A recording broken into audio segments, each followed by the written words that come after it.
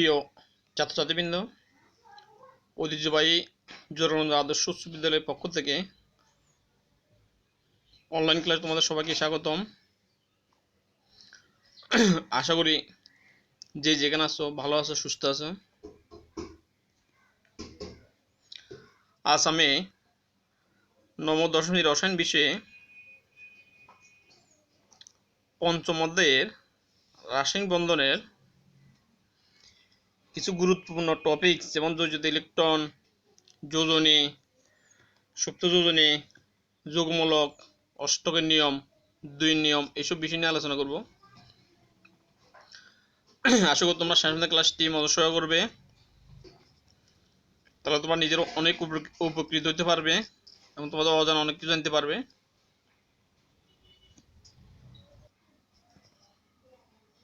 তাহলে শুরু করা যাক। প্রথমে যোজিত ইলেকট্রন।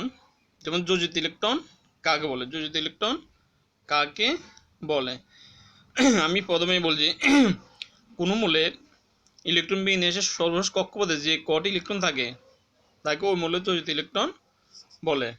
কোনো মূলের ইলেকট্রন বিন্যাসে, দেখো এখানে যোজিত ইলেকট্রন, কোনো মূলে ইলেকট্রন বিন্যাসে সর্বশেষ কক্ষপথে যে কটি ইলেকট্রন থাকে তাকে ওই মূলের যোজিত ইলেকট্রন বলে। যেমন অক্সিজেন পারমাণবিক সংখ্যা 8, অক্সিজেন পারমাণবিক সংখ্যা কত? 8।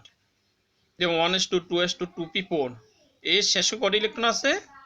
4টি, এখানে 2টি, 6টি, 2 6, মানে এর শেষে কটি ইলেকট্রন আছে?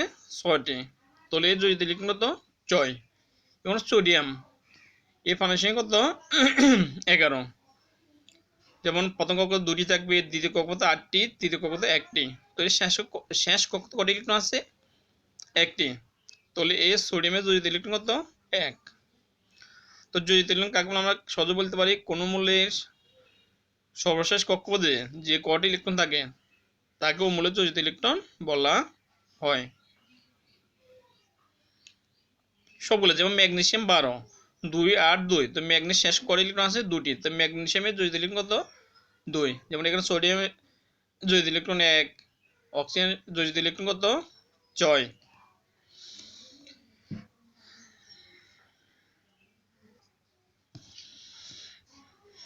এবার আসো যোজনে। যেমন দেখ, অণু গঠনকালে কোন মূলে একটি পরমাণু, যেমন অণু গঠনকালে কোন মূলে একটি পরমাণুর সাথে অপর একটি মূলের পরমাণু যুক্ত হওয়ার ক্ষমতাকে যোজনী বা যোজিতা বলে। অণু গঠনকালে কোন মূলে একটি পরমাণুর সাথে অপর একটি মূলের পরমাণু যুক্ত হওয়ার ক্ষমতাকে যোজনী বা যোজিতা বলা হয়। তো যোজনী বা যোজিতা কাকে বলা হয়?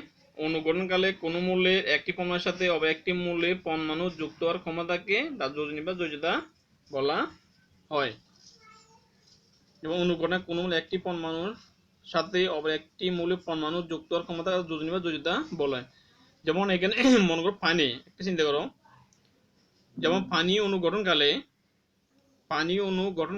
হাইড্রোজেন পরমাণু 2টি, অক্সিজেন পরমাণু 1টি। তো অক্সিজেনের যোজনী হবে 2 আর হাইড্রোজেন যোজনী হবে 1। যেহেতু একটি হাইড্রোজেন, যেহেতু দুটি হাইড্রোজেন একটি অক্সিজেন পরমাণু যুক্ত হয়েছে, তাহলে অক্সিজেনের যোজনী হবে 2 আর হাইড্রোজেন যোজনী হবে কত? 1।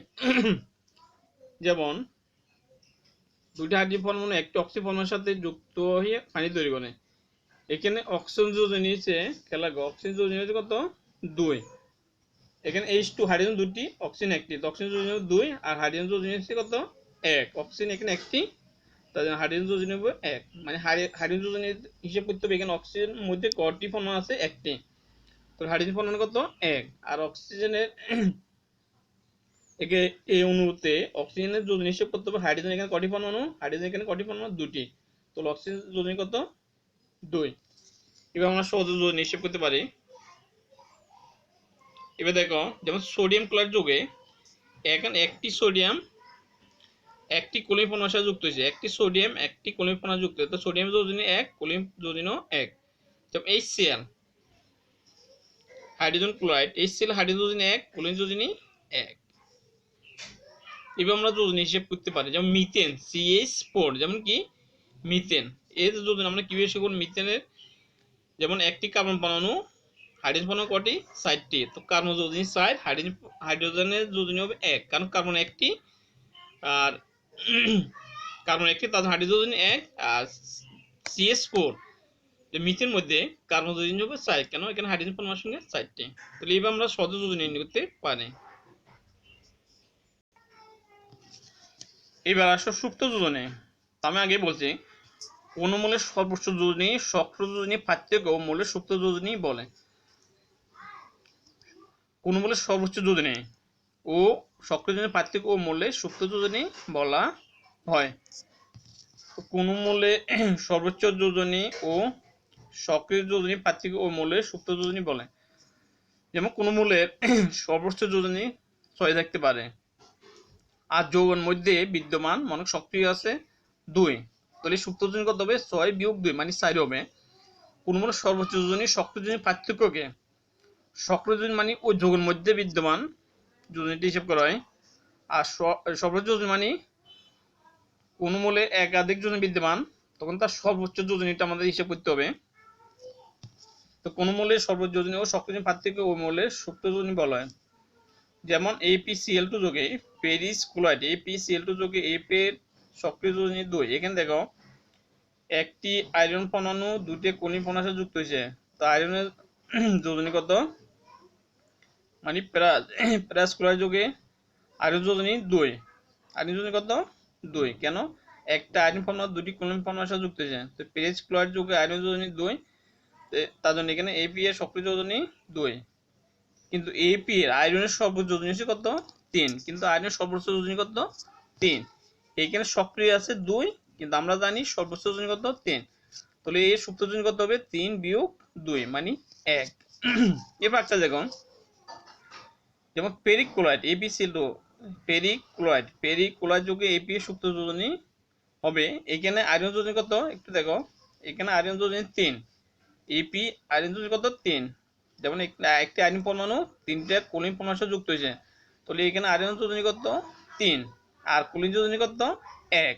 খেয়াল রাখবে, আয়রন যোজনী 3, কলিন যোজনী 1, কেন? এখানে আয়রন একটি, তার জন্য কলিন যোজনী 1। তো এর সুপ্ত যোজনী হবে, আমরা জানি আয়রন সর্বোচ্চ যোজনী 3, আর এখানে সক্রিয় যোজনী কত? 3, তো 3 তে 3 গেলে কত হবে? 0। এবার আমরা সূত্র যোজনী নিতে পারি। এবার যৌগমূলক, আমি সহজে বলতে পারি যৌগমূলক একাধিক পরমাণু দ্বারা গঠিত কিন্তু একটি পরমাণু আচরণ করে, তাকে আমরা যৌগমূলক বলতে পারি। যেমন একাধিক মৌলের, এখানে আমি লিখছি দেখো, একাধিক মৌলের একাধিক পরমাণু দ্বারা সমন্বয়ে গঠিত একটি পরমাণুগুচ্ছ যা একটি আয়নে আচরণ করে এবং বিক্রিয়ার শেষে অপরিত থাকে, এইসব পরমাণুগুচ্ছকে যৌগমূলক বলা হয়। একাধিক মৌলে একাধিক পরমাণু সমন্বয়ে গঠিত একটি পরমাণুগুচ্ছ যা একটি আয়নে আচরণ করে এবং বিক্রিয়ার শেষে অপরিত থাকে, এইসব পরমাণুগুচ্ছকে কি বলা হয়? যৌগমূলক বলা হয়। যেমন অ্যামোনিয়াম, এখানে নাইট্রোজেন পরমাণু আছে, হাইড্রোজেন পরমাণু আছে NH4+, এখানে নাইট্রোজেন পরমাণু আছে এবং কি হাইড্রোজেন পরমাণু আছে, একাধিক পরমাণু দ্বারা গঠিত কিন্তু একটি পরমাণু নয় কি আচরণ করে, তার জন্য অ্যামোনিয়াম কি একটি যৌগমূলক। এবার আসে কার্বনেট CO3, এটা কার্বনেট যৌগ, আর অ্যামোনিয়াম এক আয়ন ধনাত্মক।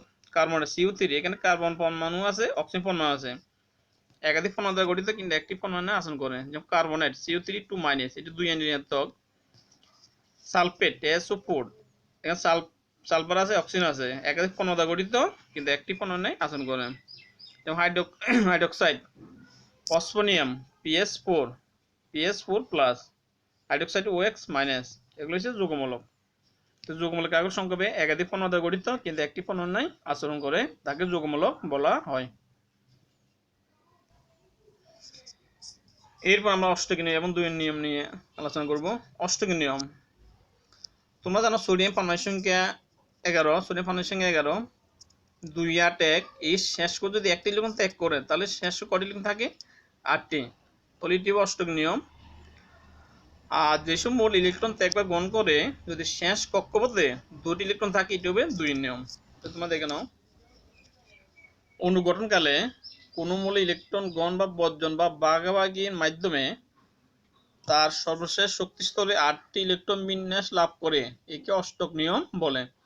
আমি আবার বলছি অষ্টক নিয়ম। দেখো, অণু গঠনকালে কোনো মৌলে ইলেকট্রন গ্রহণ বা বর্জন বা ভাগাভাগির মাধ্যমে তার সর্বশেষ শক্তিস্তরে 8টি ইলেকট্রন বিন্যাস লাভ করে একে অষ্টক নিয়ম বলে। যেমন সোডিয়াম ক্লোরাইড যোগ গঠনকালে সোডিয়াম 11 281 আর ক্লোরিন 17 287। এখানে সোডিয়াম ক্লোরাইড যোগ গঠনকালে সোডিয়াম একটি ইলেকট্রন ত্যাগ করবে, তো একটি ইলেকট্রন ত্যাগ করলে ইলেকট্রন থাকবে কটি? আর 8টি। তো এটা অষ্টক নিয়ম।